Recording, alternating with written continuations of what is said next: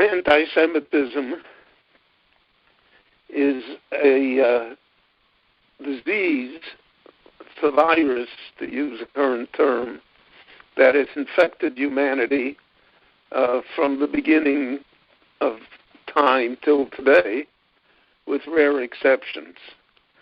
We say in the Haggadah, Shebachol dor v'dor omdim aleinu l'chalosenu, meaning that in every generation it arises, but it may arise in different forms, just as viruses can morph and change from year to year or from generation to generation.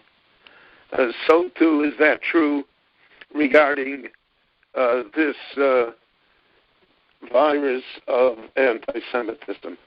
So tonight's lecture deals with anti-Semitism in the classical age, in the ancient world, till Christianity, till the rise of Christianity in the West and the rise of Islam in the East.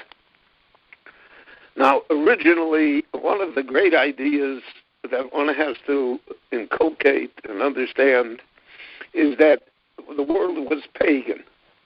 Pagan meant that everybody had their own god, and that everyone recognized that there were, so to speak, many gods. So if one country believed that there were 30 gods, it was completely possible to say that there's a 31st God as well, because why should we limit it? And because of that, even though gods were exclusive to certain countries, the Egyptians had their Pantheon of Gods, the Babylonians had theirs, we will see later the Romans and the Greeks, but to a great extent all of them were similar in nature. There was, so to speak, a chief god, whether we call him Zeus or Jupiter or whatever the Ra, whatever the Egyptians and Babylonians called their gods. And then there were plenty of minor gods that took care of, so to speak, all the little things in the world, and were personal to the people. Because of the fact that life is mysterious and unexpected and unpredictable and often capricious, so a lot of things don't make sense. I think we are all aware of that right now. A lot of things simply, if I would have told you 4 months ago that the economy of the world is in tatters, you would have said that, what does a rabbi know about money? But we are living through these vagaries of life. Because of that, and because of the unknown forces, the partner to paganism was superstition. The belief in magical potions, the belief in the fact that there are all sorts of unseen enemies that exist, and that we can do something to counteract them. What that something was were forms of worship, sometimes even forms of worship that cost the lives of human beings. The Aztecs and the Incas in South America sacrificed their own children to appease the gods. And one of the ideas of paganism was that the gods behaved like human beings, and not only like human beings, like bad human beings. They had all the evil instincts that human beings have, but since they were gods, they could get away with it. And therefore they were murderers, adulterers, robbers, evil people, cruel. That was the picture of godliness. In such a world, so there's no question that it was very depressing. It was a pessimistic world. It was a world that had little or no hope for improvement.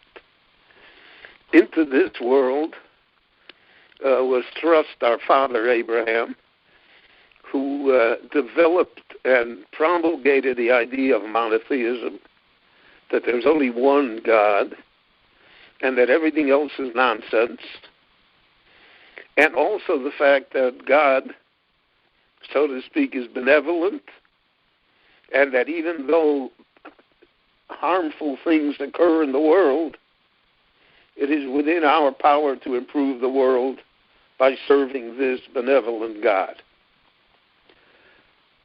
Abraham was viewed as a threat because of the fact that he is a challenge to the existing idea and to the existing order. All the kings, all the emperors were based upon paganism, upon the gods, and whose right to assert themselves as rulers was based upon paganism. And therefore we have the famous Jewish tradition that Abraham is thrown into the fire, to the Ur Kasdim, as in order to eradicate this radical idea of monotheism. Abraham escapes, and he preaches this idea for the rest of his life. According to Rabbeinu Menachem Amiri, in his introduction to Pirkei Avot, he states that Abraham was very successful, and that about half of the world came to believe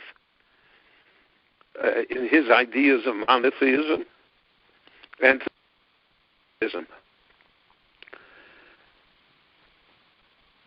The tradition of monotheism is then passed on through Abraham's son Isaac and through his grandson Jacob, through the 12 tribes that form the Jewish people.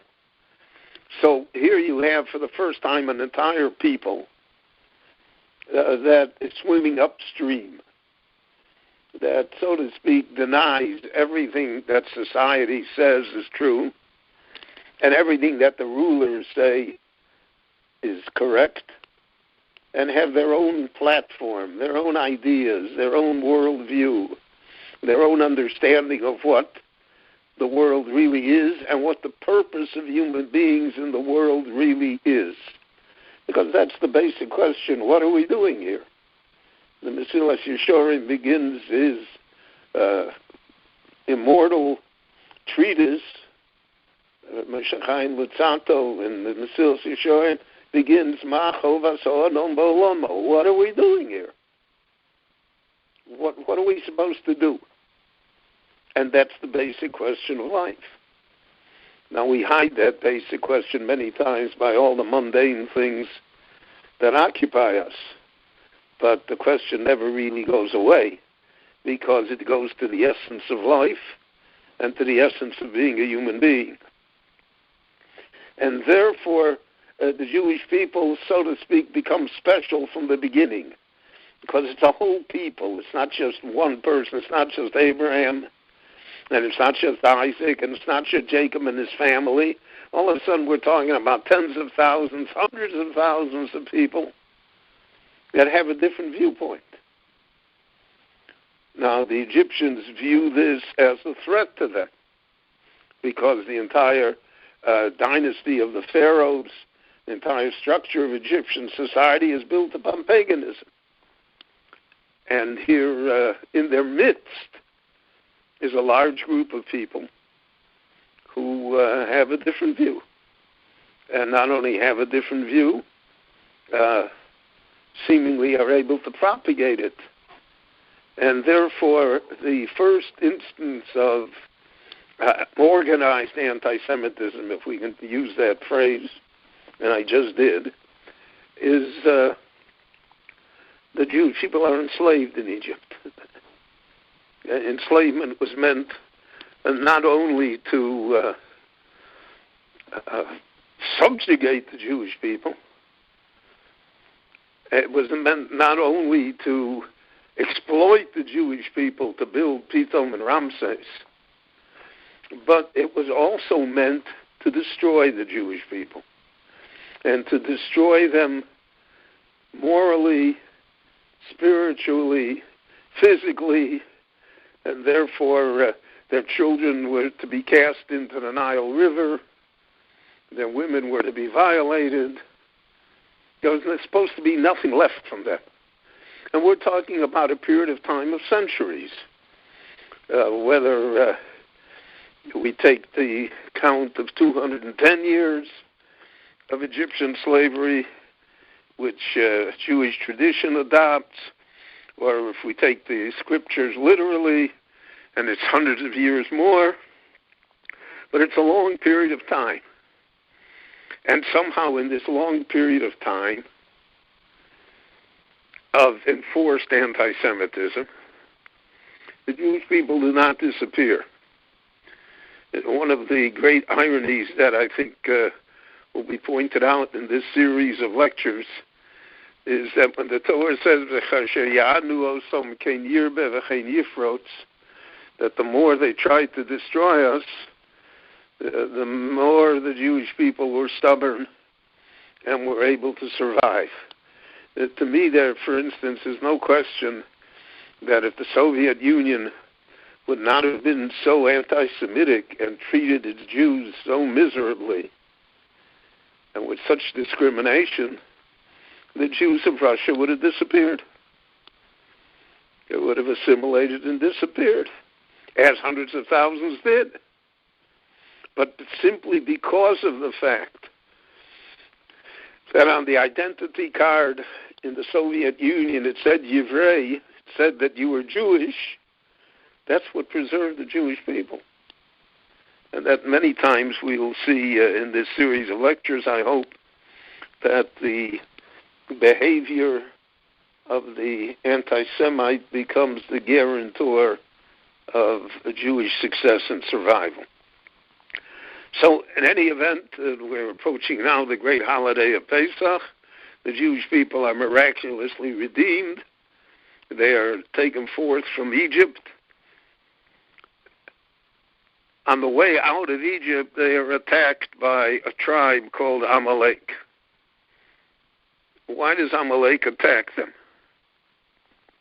Well, the simple reason is that he's afraid that they're going to occupy his territory, going to somehow overcome what he feels to be his rights. However, there's a deeper understanding here, because all of a sudden Amalek realizes that this is a people that represents an idea, and that idea is going to destroy the underpinnings of that ancient world. Without paganism, the ancient world cannot exist. And therefore they make war, and the war ends in a draw. The Jewish people continue. Amalek remains for generations and generations, centuries and centuries, an enemy of the Jewish people. Now the Jewish people become a nation, and a nation acquires territory, a state. They come to the land of Israel, and we read in the Tanakh, Yoshua, Shoftim, etc., and there are countless wars. But those wars are not necessarily wars of anti-Semitism. Those are national wars, borders, booty, wealth. It's not not ideological wars. In fact, we see that in the response that Yiftach gives to the emissaries of the king who he is fighting. So he says, Moab, he says, your God, Kamosh, gave you this land. Our God, so to speak, Hashem, gave us our land, so live and let live. Now the rabbis naturally criticize him for equating the two, but it defines for us the fact that this is not an anti-Semitic war. It's a national war. It's, England and France. It's a war of borders. Where should we draw the line? Where does the land, to whom does the land belong? So in Tanakh, we see this over and over again. The Philistines, the Plishtim, all the other tribes. There's a constant struggle here. But the struggle is not anti-Semitism per se. The struggle is national interests and borders and money and the usual things that unfortunately human beings fight about, that in the long run of history make very little difference. It all changes because of the fact that paganism infiltrates the Jewish people itself, and during the time of the First Temple,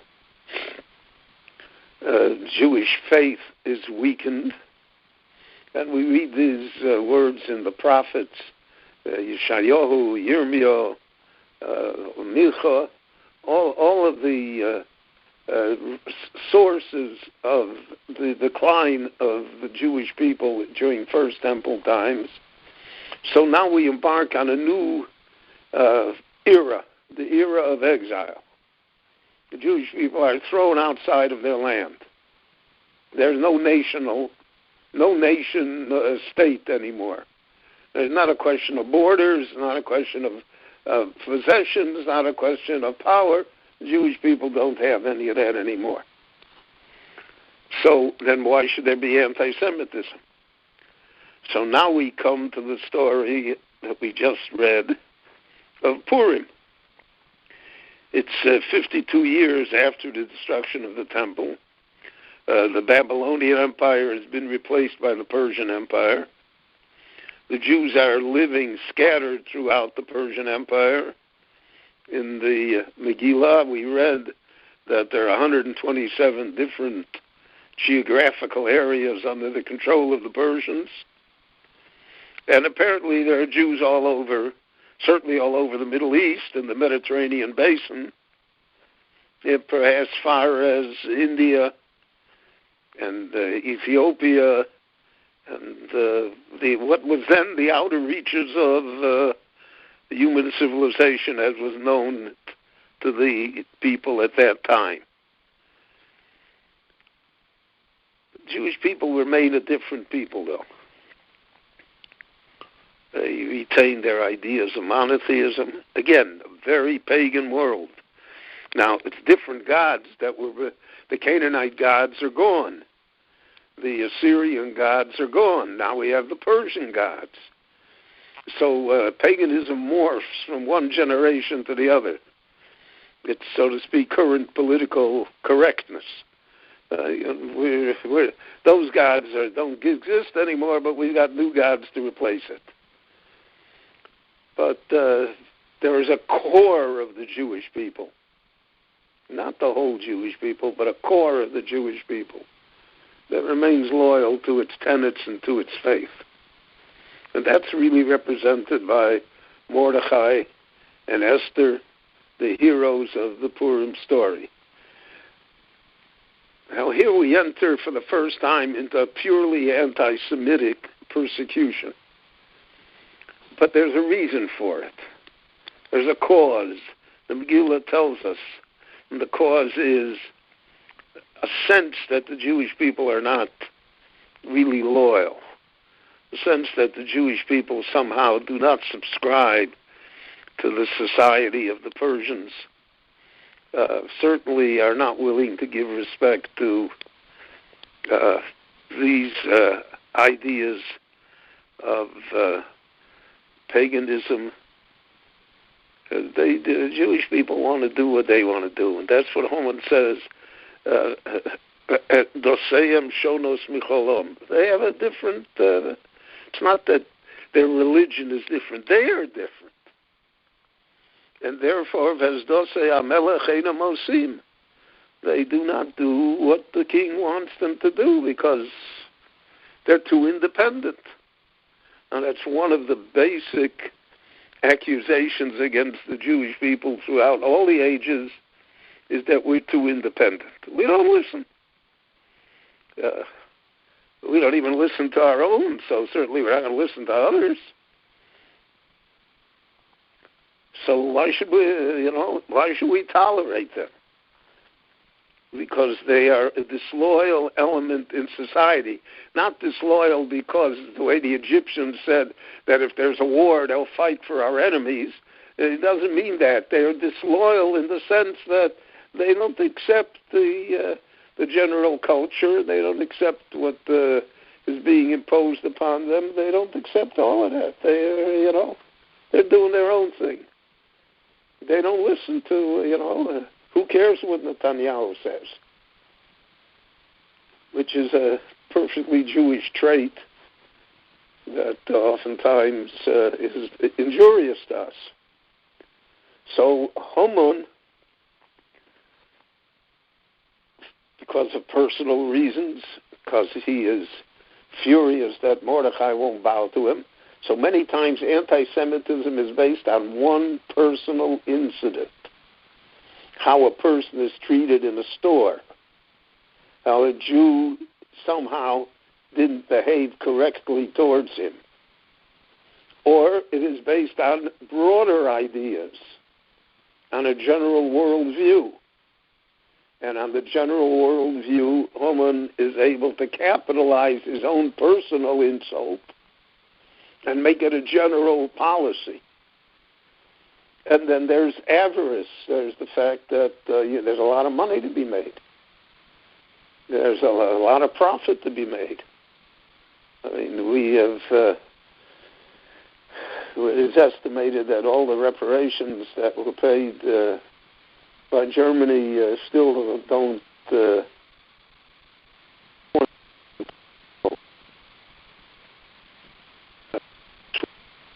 Jewish gold. The museums of the world still are loaded with works of art stolen from the Jews. So, there's a lot of money to be made. There's a lot of profit that could be had. The Germans made it an efficient and scientific method. The gold teeth, shoes, hair. There's no limit to the amount of money that can be made from the destruction of the Jews. So that's what Haman wants. That's pure anti-Semitism already. And we are saved in the miracle of Purim.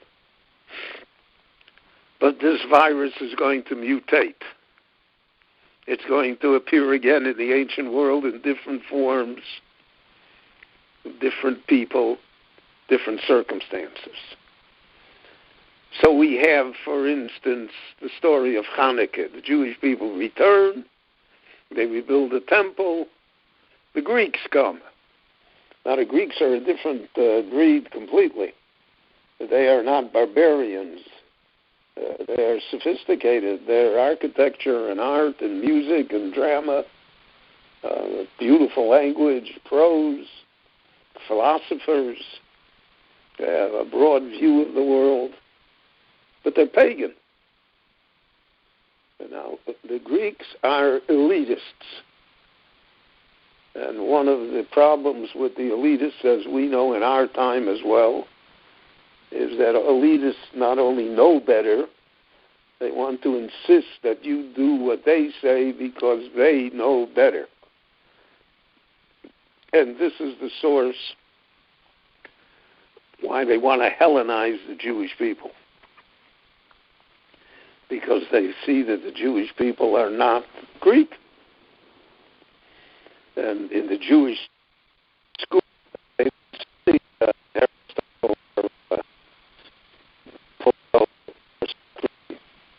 they're interested in the Bible and all sorts of other things. And the Greeks feel that they understand the Jews and that they can force the Jews through installing Greek gods in the temple to become Greek. So this is a different form of anti-Semitism. This is not anti-Semitism to destroy physically the Jewish people. It's an anti-Semitism to make the Jewish people Greek. an anti-Semitism to change the Jewish people. And they find willing allies amongst the Jewish people, as they always will. There are many Hellenists among the Jewish people who are determined also to become Greek. And because of that, therefore, there is here a struggle, and a minority of the Jewish people, led by Matityahu and his sons, the Hashmonaim, rebel. There are years of war, strife, but finally the Hellenists are defeated. The Greeks are forced out of Jerusalem, and that form of anti-Semitism has, for the moment, been laid to rest. However, hard upon that come the Romans. Now, whatever Greece was, Rome was more so. And the Romans were, for 5 centuries, they ruled the world. 5 centuries, that's a long time. If you were born in the middle, let's say you were born 250 years into the Roman Empire, you would be convinced that the Roman Empire would live forever. It never would fall. But all of history teaches us that nothing is forever. And that even though we are always told that the experts can predict the future, we are living witness to the fact that we don't know what's going to happen tomorrow. But in any event, Rome is there. And Rome is all-powerful.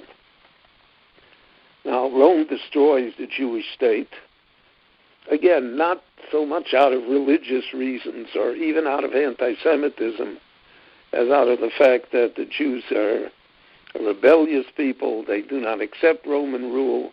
They want to be independent. And therefore the Romans brutally put down the rebellion, burned the temple, and the long exile of the Jewish people begins. Now, in the Roman Empire, there are a number of centers of Jewish life in the ancient world. One is in Alexandria, Egypt. Alexandria is a city built by Alexander the Great, named for him. Has an enormously large Jewish population.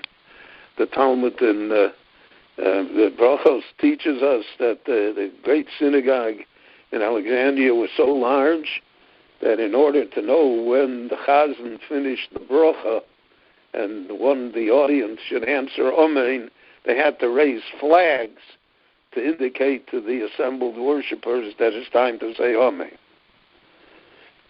Now, you had magnificent structures, great wealth, and Alexandria was a cosmopolitan city. It was a city of Greeks, of Romans, of Egyptians, and of Jews. It was, to put it more crudely, let's say it was like the New York City of our time. It had a definite Jewish flavor to it, but the Jews were not the majority. But the Jews had great influence in the city. And the Jews were merchants, successful people. They built themselves up. And when they built themselves up, they built Alexandria. And to a great extent, therefore, there used to be a sign in the New York subway that you don't have to be Jewish to enjoy Levy's rye bread.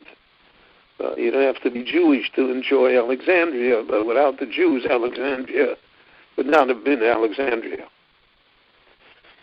And the Jews produced all sorts of great people there. The great philosopher Philo was from Alexandria. And all sorts of Jewish influence existed. Now, in Alexandria, because of this Jewish influence, there was a kickback. There were those that resented it. Those who viewed that Jews built wealthy homes and that they were living in hovels. That always, the have-nots always have negative feelings towards the haves. It's not that all the Jews were wealthy. There were Jews that lived in hovels also. But that's not how the Jewish population was portrayed. It was portrayed as being sophisticated, was portrayed as being more Greek than the Greeks, more Roman than the Romans, and more modern than anything else. And therefore, there arose a very strong anti-Semitism in Alexandria. It was led by a Greek by the name of Appian. Appian wrote a treatise, anti-Semitic screed against every calumny that's ever been laid at the doorstep of the Jewish people was included in Appian's words. Whatever, they're cheaters, they're swindlers in money, can't be trusted, they're disloyal, they're debauchers, you name it, it's all in there.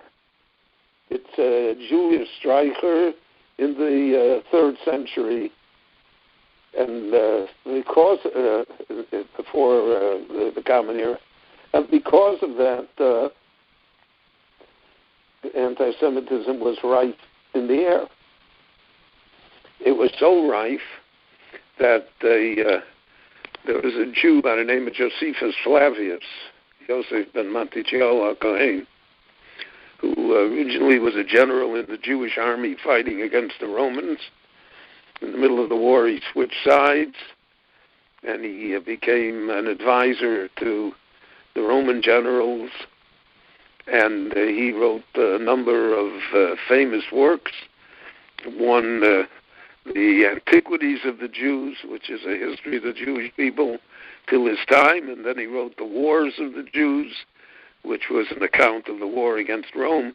But he wrote a book called Contra Appian, against Appian, and that was a spirited defense of the Jewish people against the accusations of Appian and of the anti-Semites of his time.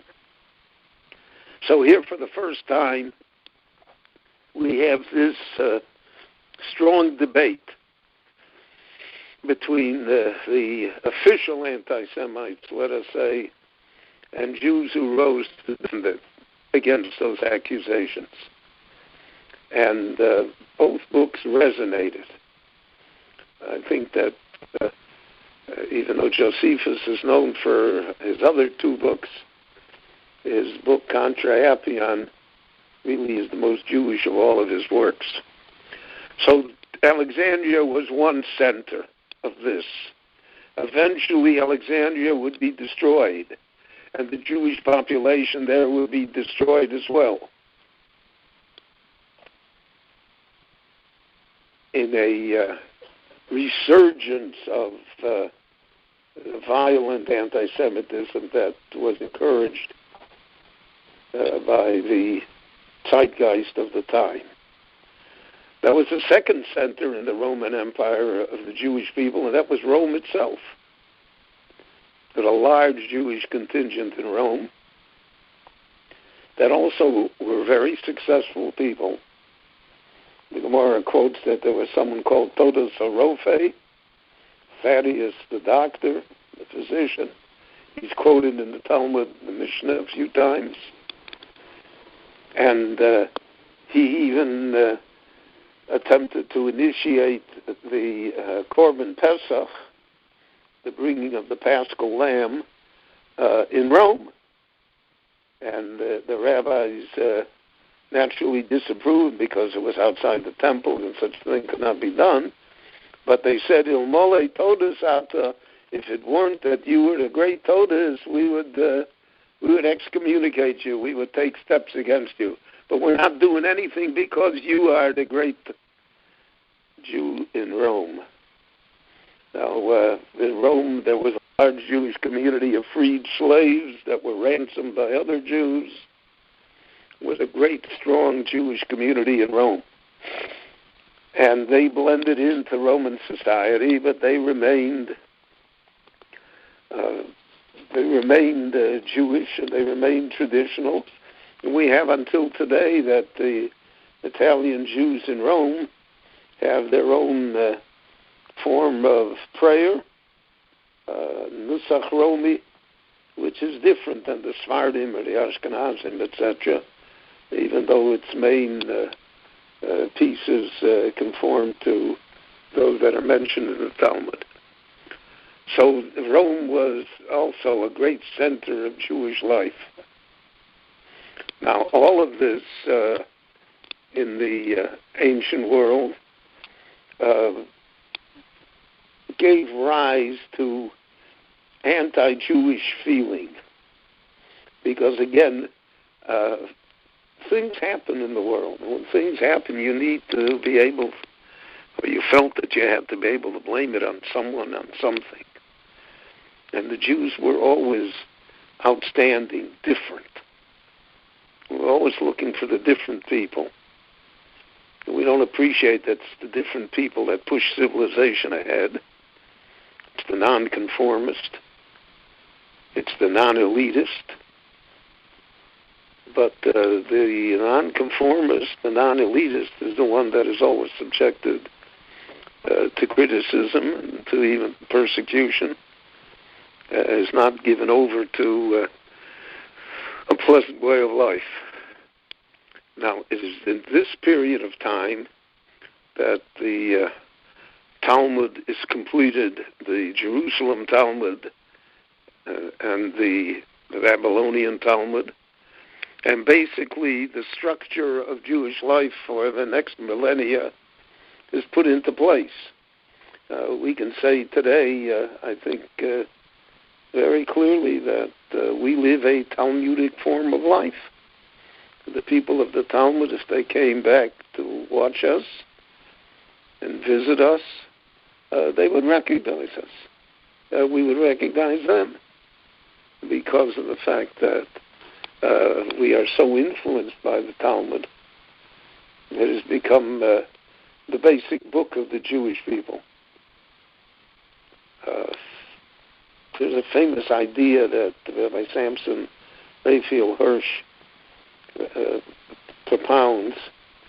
It's a very radical idea. Hirsch himself was a radical.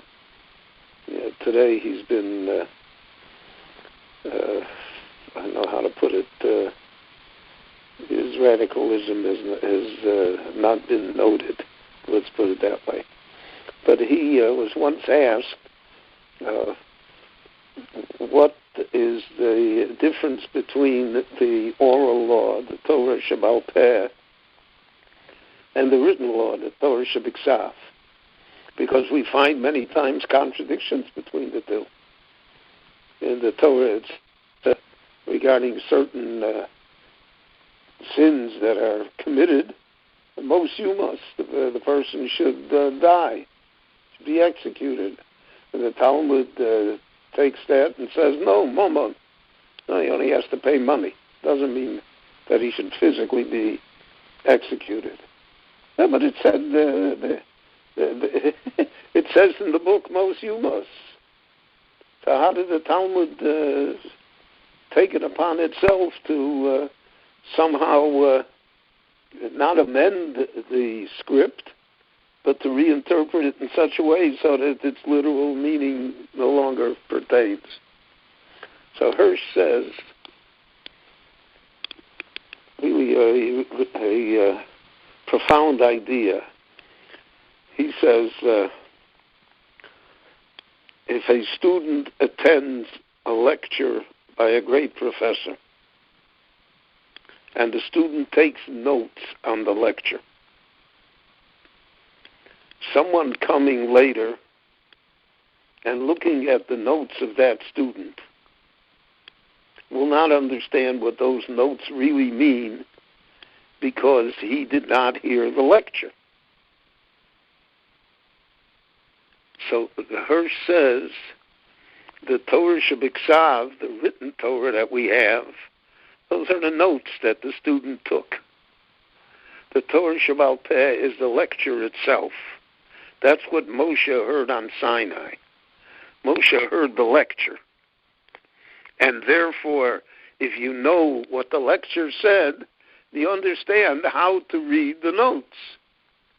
But if you don't know the lecture, then reading the notes will give you a false impression. So the creation of the Talmud is the taking of the lecture and making it available to all of the Jewish people over all of the centuries. And that constitutes the basis of Jewish society and of Jewish life until today.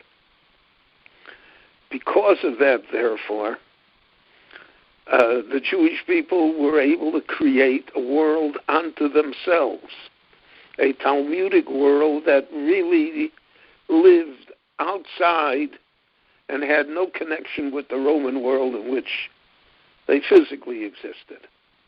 And that became true throughout the ages, that the Jews always lived, so to speak, in their own bubble. They lived in their own world.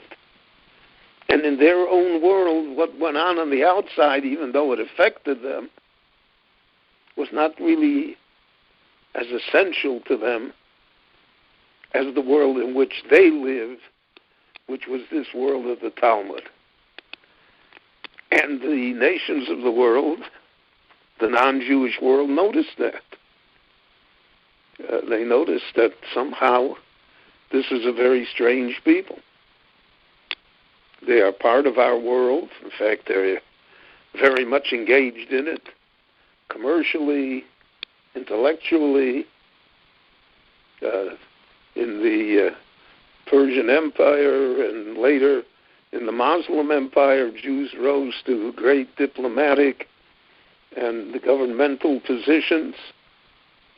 There were Jewish generals, Jewish prime ministers, etc. But all of those people are not living in our world, the nations of the world realized. They're living in their own world. Now, that requires a great deal of tolerance. You have to be able to tolerate these kind of people. You know, Albert Einstein was a postal clerk, customs duty, whatever. He was a clerk. But he was sat and he was thinking always about physics and the light beams and the energy and everything. So, if you're his boss at the post office or at the customs office, how do you deal with somebody like that? That he's a wolfman. He's in the air somewhere, but he's not doing his job.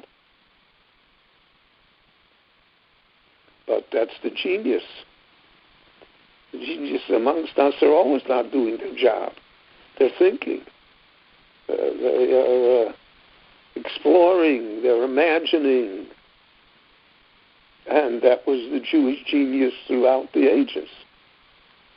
Is that when the rest of the world was doing their job, the Jewish people were thinking. Now, many times what they were thinking was dead wrong and didn't always bring benefit, but many times it did bring benefit. But it's a trait. It's a national trait within the Jewish people. Well, you have to be able to tolerate that. Anybody who is a teacher in a classroom knows that there are one or two students there in front of that teacher in the classroom, that their minds are somewhere else. Now, that can be very frustrating for the teacher. I'm trying to teach you facts, and you're dreaming about something. How does the teacher react to that? So some teachers will give you an F and throw you out of the classroom. Other teachers may tolerate you, and the rare teacher will encourage you. And out of that encouragement will come someone who is special.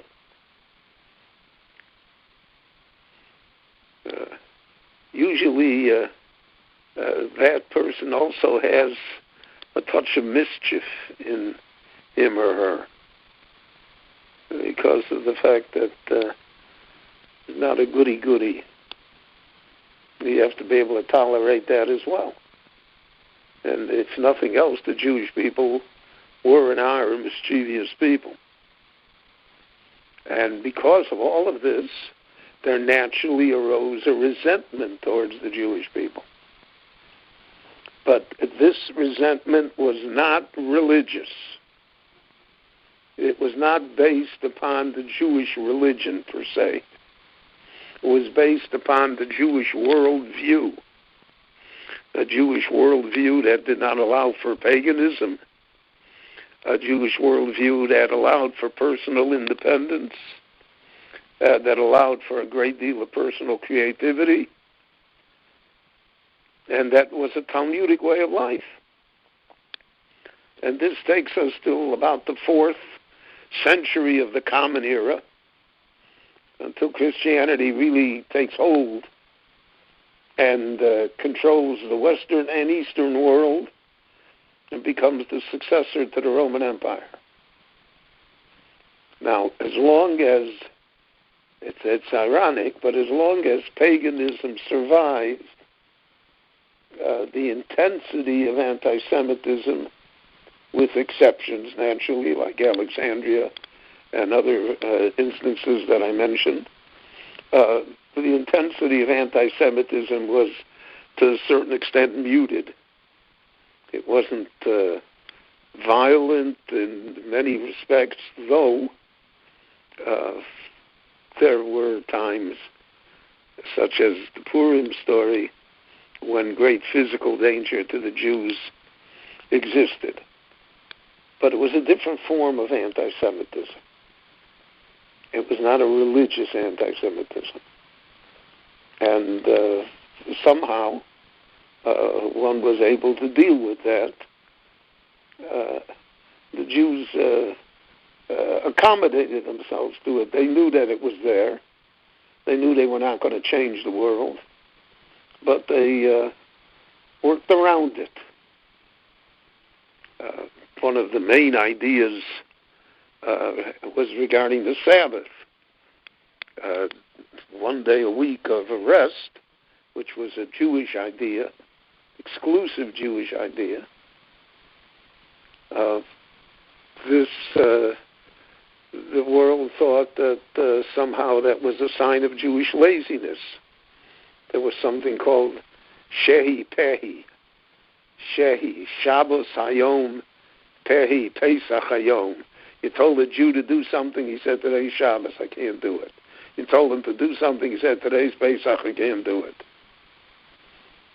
So that became an expression of, the world thought that the Jews were shirkers, that they were not industrious. Well, in fact, the Jews were always an industrious and creative people, always doing something.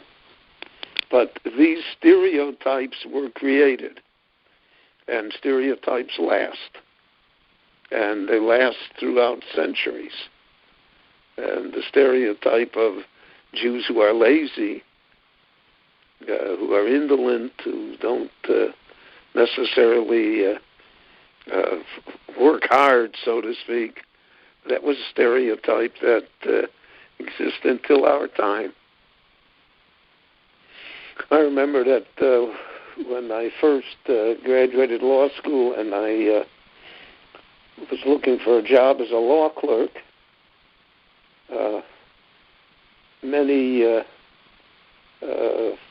interviews that I had were failures because I told them that I could not be available from Friday sundown till Saturday sundown. I told them Sunday I'd be up and work.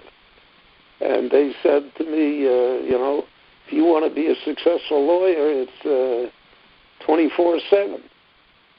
You got to always be available. And someone once told me, he said, that's the trouble with you people. You're lazy. And that's really what the Pharaoh said to Moshe. Nirpi matem, you're lazy. You want a day off. So all of these things that are built into Jewish life and which later became built into the general society, and in our time is being eroded again when everything is 24/7. Very interesting. I see in the current crisis, stores are closed, everything is closed. How can it be closed? You're supposed to be open 24/7. Can't exist without things being open 24/7. And all of a sudden we're being shown that it doesn't have to be that way. That someone will have to make do with it not being open. But these were all issues that existed in the ancient world and contributed to the anti-Jewish feelings.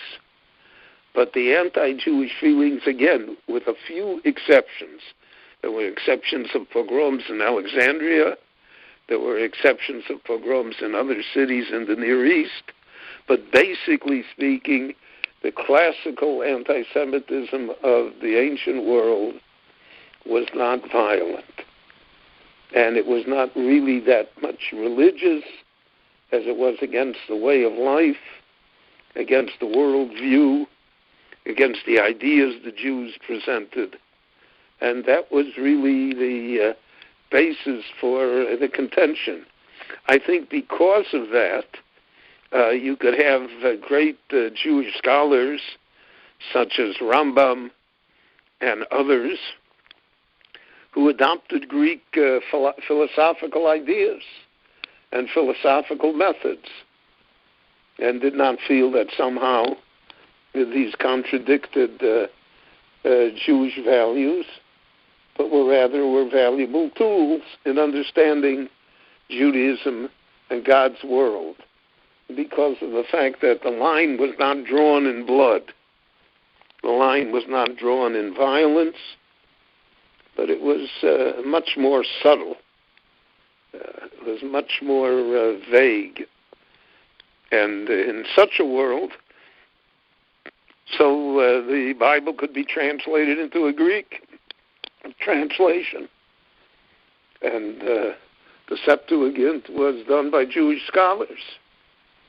And from the Talmud, it appears that it had miraculous heavenly help in order to be able to accomplish it. And therefore, the classical ancient anti-Jewish anti-Semitism was of a different form than what would now come in the next lecture that I'm going to give, God willing, which is about the Christian and Muslim era, where now the anti-Semitism becomes one of religion, becomes one of absolute belief and faith. It becomes one of intolerance. That's a whole different ballgame. So I want to thank you all for listening, and I want to wish you all good health. And together, God willing, we will see ourselves through this crisis, and we'll be able to hear good news one from another. Thank you for listening, and be well. Kol Tuv Selah.